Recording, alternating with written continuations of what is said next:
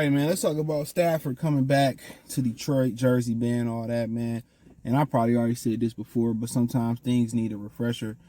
He ain't win stuff. He ain't win anything in Detroit. I mean, why are we celebrating Matthew Stafford for being the loser? I mean, this is the same franchise that celebrated just and put a banner up just for making the playoffs. What is he celebrated for? He got less playoff wins than Eric Kramer. What are we celebrating Matthew Stafford? What did he do so good for the city of Detroit on the football field? He lost. And I was listening to Stephen A. say, well, Tyreek is bigger playing Kansas City because they didn't do anything in Detroit to surround him with. That's a fucking lie. He had Golden Tate. He had Calvin Johnson, Reggie Bush, Joyke Bell, and they had a top 5 defense. And he was the reason we didn't get it done versus Dallas. He was the reason that we didn't get it done versus Dallas because he hurt his finger.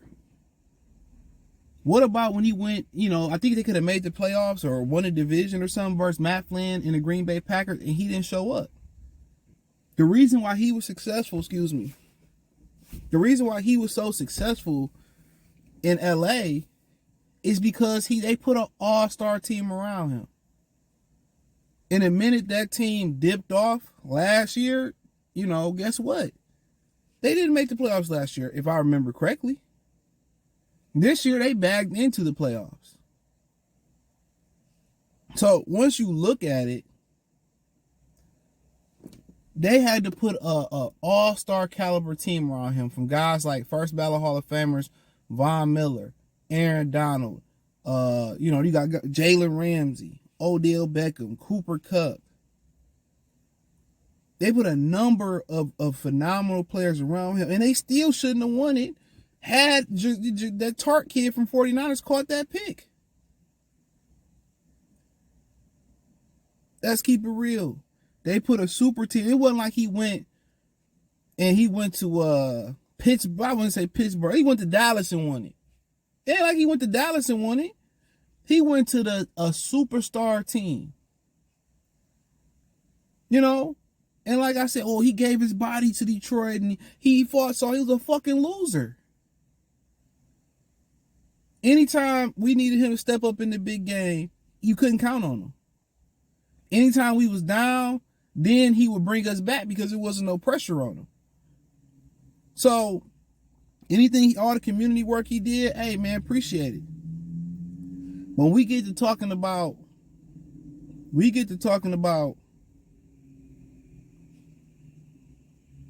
putting his name in the Ring of Honor, Jimmy Johnson won a couple Super Bowls in Dallas. Barry Sanders won rushing titles and, was he the MVP? And he won a playoff game as a running back. Which he would have won more if they would have took Jim Kelly over that fucking fullback. But hey, go talk to Lions about it. We're talking about Isaiah Thomas, Joe Dumars, Chuck Daly, Jack McCloskey. They all deserve to be in the Pistons Ring of Honor. They won something. They did something of significance.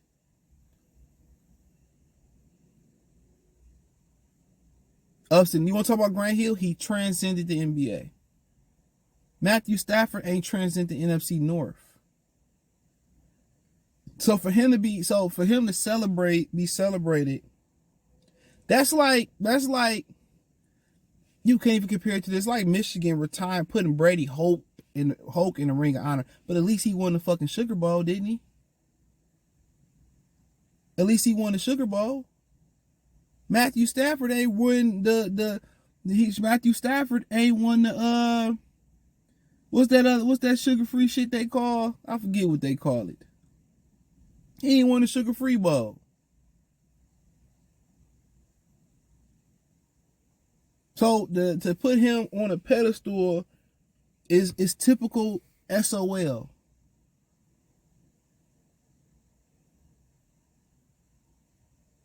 SAL, sorry ass loser. SALM, sorry ass loser mentality. And that's what Detroit Lions football is. It's a sorry ass loser mentality. Why are we putting a loser like Matthew Stafford on a pedestal like he did something significant? Oh, he threw his shoulder out and came back and beat the Browns. Ooh.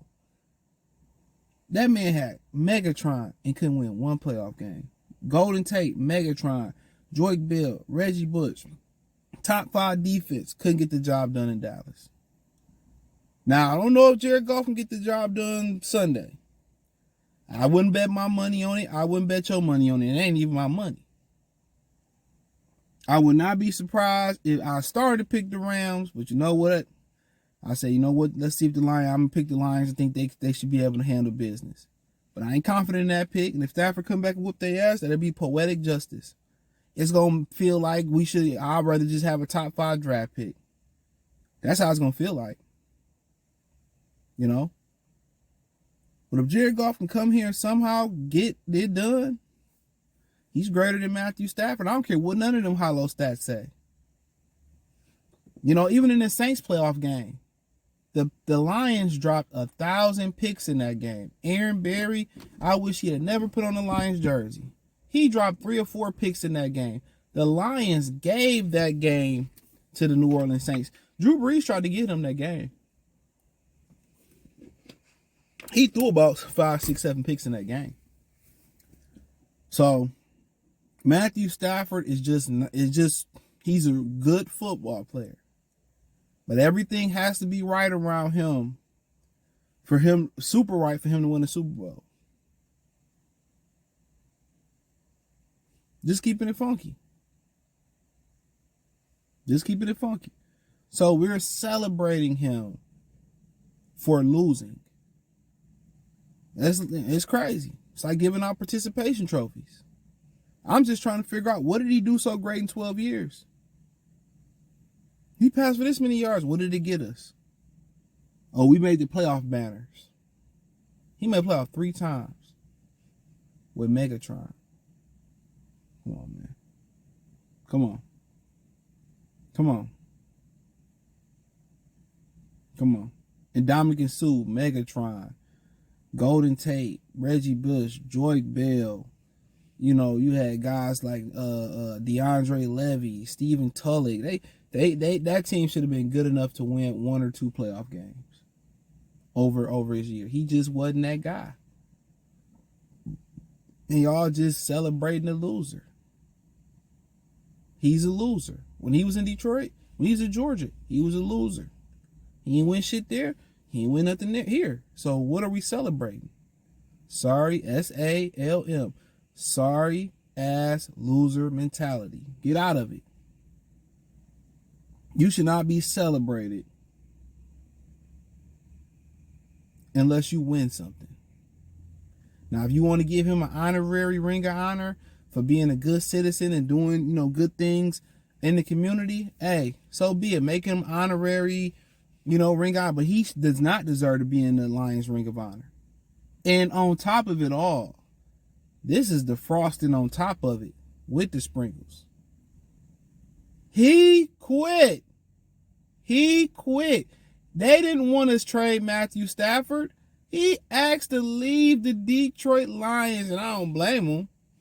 But he asked to leave. He asked to get traded, and not only did they trade him, they traded him to a good situation. Usually you get traded in the NFL, you get traded to Buffalo, Arizona, somewhere sorry, as is Detroit. You know? So that's what I continue to say. He quit on the city of Detroit. They shame Barry Sanders for doing the same thing. People, Lions fans, shame Barry, and we all know what the difference is. I ain't got to say it. We all know what the biggest difference is when you put Stafford and Barry Sanders in the line. You know what the difference is. Barry asked, hey, how can y'all move me to Miami? Wish they should have moved him to Miami. Not saying he would have won with Marino or nothing. But Matthew Stafford, they moved him. Oh, so we got to deal with Carolina. I don't want to go there. They gave him where he wanted. He quit, and they allowed him to go where he wanted to go. But Barry, who did so much for the city, so much, won MVP, rushing yards, everything, and they said, nah, boy, you going to stay here. But they let good old boy Stafford go. That's one of the things I hate about the Lions organization. And Mr. Ford, well, you know, stone cold racist. Look it up. He allegedly, I'm going to say allegedly, hired the mob to beat up his striking employees right down there at the Ford company. Right down there on, what is that on? Down there by Dix Highway and all that, whatever it's over there. It's to work over there. He paid his black workers consistently less than the other workers, his minority workers less than the white workers. When the black workers had to go to the bathroom, allegedly, he would have people follow them to make sure they was using the bathroom and go right back to their line position. I'm not gonna lie to y'all. All this is obtainable on the internet. So when he did that to Barry Sanders and then they let Matthew slide even though he wasn't alive, that didn't sit right with me. I'm not gonna lie. Didn't sit right with me at all. Because you know what it was about. You know what it was about. And people are not gonna like me saying that, but I say it. I'm the same guy who did a video on Albert Cobo. For people who like to blame black people for the city of Detroit being in a financial crisis, it's always been bad. Even before we was allowed to even be in office, but way before Coleman and Young. And I ain't justifying what nobody did and misusing funds like Kwame and all that. They deserve to get what they got. But I'm just keeping it a bean. But hey, that's all I'm saying. If y'all don't like it, don't like the truth, hey, look here, man. You can go anywhere for the lies, but you come here for the truth. Check out Detroit Lions Talk playlist. Thumbs up the video, share the video, subscribe to the channel. And the subscribe button is the bell icon button. Hit all notifications, increase your chance to get notifications. We go live and drop video. Hit the link tree. Find me on Twitter, Instagram, Spotify, Anchor, Facebook, the whole nine. All my links in the description. And on top of that, Kelly Stafford said, well, what did Matthew do to be the bad guy? We did so much for the city of Detroit. He quit. He asked to leave, and they sent him. He quit. And I don't blame him, but he was a loser, and he quit. Peace.